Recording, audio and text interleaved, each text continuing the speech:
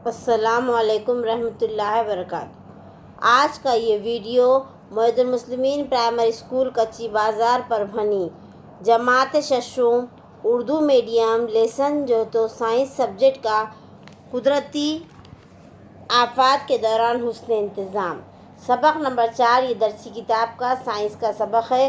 عزیز طلباء طلبات، یہاں پہ طلباء کو پہلے قدرتی آفات کسے کہتے ہیں اس سے سمجھانے کی کوشش کی گئی ہے، اور دراصل اس سبق کا مقصد ہے قدرتی آفات یعنی اچانک آنے والی مصیبت سے جو سماج کا بڑے پیمانے پر جانی و مالی نقصان ہوتا ہے، ایسی مصیبت کو ہم قدرتی آفت کہتے ہیں۔ لیکن اس آفت کے دوران ہم کس طریقے سے اپنے آپ کو بچاؤ کر سکتے ہیں، اس ویڈیو نمبر 1 میں قدرتی آفات کے دوران حسن انتظام کس طریقے سے کیا جائے اس کے بارے میں بتایا گیا ہے۔ ہم نیکسٹ ویڈیو میں آپ کو انسان کی پیدا کردہ آفت کے بارے میں بتائیں گے۔ سب سے پہلے آئیے ہم آفت سے کیا مراد ہے۔ ابھی ہم نے بتایا کہ اچانک آنے والی مصیبت، اچانک آنے والی جو مصیبت ہوتی ہے تو اس پر جو سماج کا بڑے پیمانے پر نقصان ہوتا ہے، وہ مصیبت زلزلے کی شکل میں آتی ہے، کبھی جو تو قحط ہو جاتا ہے، کبھی کسی بیماری وبائی بیماری کا انسان شکار ہو جاتا ہے، یا کبھی سیلاب آ جاتا ہے۔ اس طریقے کی بہت ساری اچانک قدرتی آفات آتی ہے، مصیبت آتی ہے، جس سے سماج کے لوگوں کا بہت بڑے پیمانے پر نقصان ہوتا ہے۔ تصویر میں آپ کو کیا صورتحال نظر آ رہی ہے؟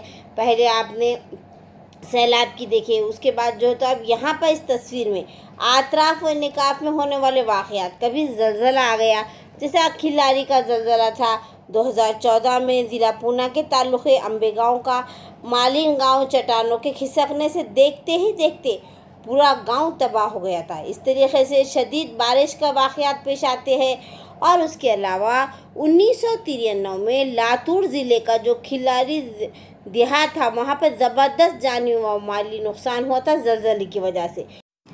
اور اس طریقے سے 2005 کی یاد آنے پر آج ممبئی کے شہریوں کے جسم پر رونگٹے کھڑے ہو جاتے، کیونکہ وہاں پر زوردار موسلادھار جو بارش ہو رہی تھی، اس کے جمع شدہ پانی کی وجہ سے جو سیلاب آیا تھا تو کئی لوگوں کی جانیں چلی گئی تھی۔ آج بھی ممبئی کے شہریوں کے جسم پر رونگٹے کھڑے ہو جاتے ہیں۔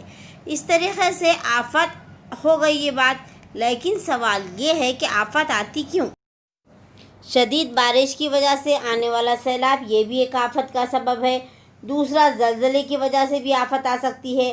اچانک جو بجلی گر جاتی ہے، آتش فشاں کے پہاڑ پھٹ جاتے ہیں، اس وجہ سے بھی آفت آتی ہے۔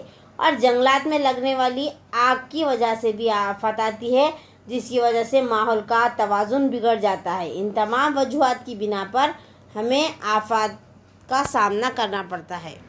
عزیز طلباء، زلزلہ یہ بھی ایک قدرتی آفت ہے۔ دراصل زلزلہ ہوتا کس وجہ سے؟ زلزلہ اصل میں زمین کے قشر کا اچانک لرزنا ہی زلزلہ کہلاتا ہے، اور اس کی وجہ سے کئی سارے مکان جو ہے تو گر جاتے ہیں، زمین میں بڑی بڑی دراڑیں پڑ جاتی ہیں، اور اس کی وجہ سے کئی جانی مالی نقصانات کا سامنا کرنا پڑتا ہے۔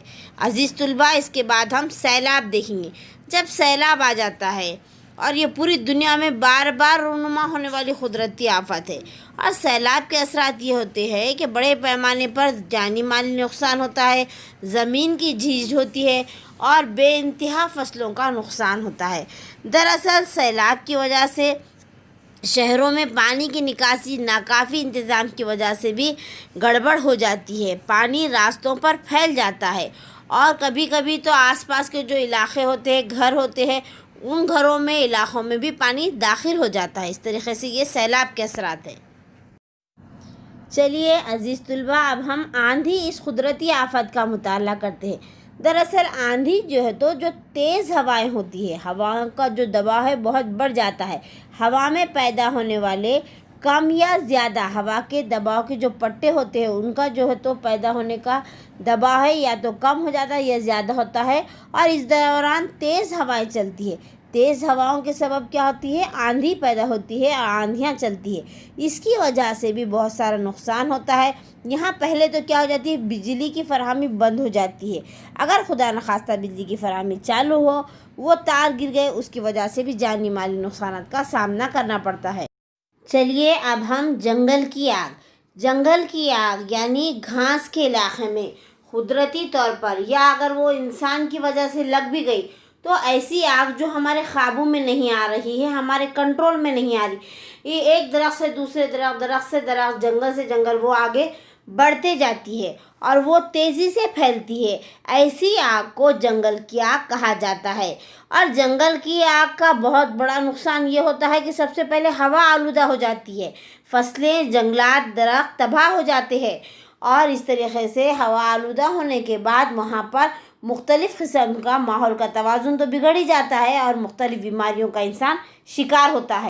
بچوں، ابھی تک ہم نے قدرتی آفات دیکھے ہیں، اب آفات کا حسن انتظام یعنی عوام کو شامل کرنا، عوام کو آفات کے بارے میں بتانا، آفات کو کس طریقے سے ٹالنا ہے اور اس کا سامنا کرنے کے لیے کس طرح پلاننگ کرنا، ان تمام باتوں کو ہم آفات کا حسن انتظام کہتے ہیں۔ آفات کے حسن انتظام کے بعد اس کے لیے کون سی احتیاطی تدابیر ہونا چاہیے؟ ہمیں عوام تک بار بار خبروں کو پہنچانا چاہیے، ریڈیو، ٹی وی، اخبارات کے ذریعے، بیٹری سے چلنے والے ریڈیو، موبائل فون وغیرہ کا بھی استعمال کرنا چاہیے، اور جو ہے تو محکمہ موسمیات یعنی آب ہوا کے ذریعے موسم کے حالات بتانے والے اداروں کے ذریعے ہمیں بار بار اطلاع کو، اس کی معلومات کو حاصل کرنے کی کوشش کرنا چاہیے۔ پیارے بچوں، اس ویڈیو میں ہم نے قدرتی آفات، اس کا حسن انتظام، احتیاطی تدابیر دیکھے۔ نیکسٹ ویڈیو میں ہم انسان کی پیدا کردہ آفات کا مطالعہ کریں گے۔ اللہ حافظ۔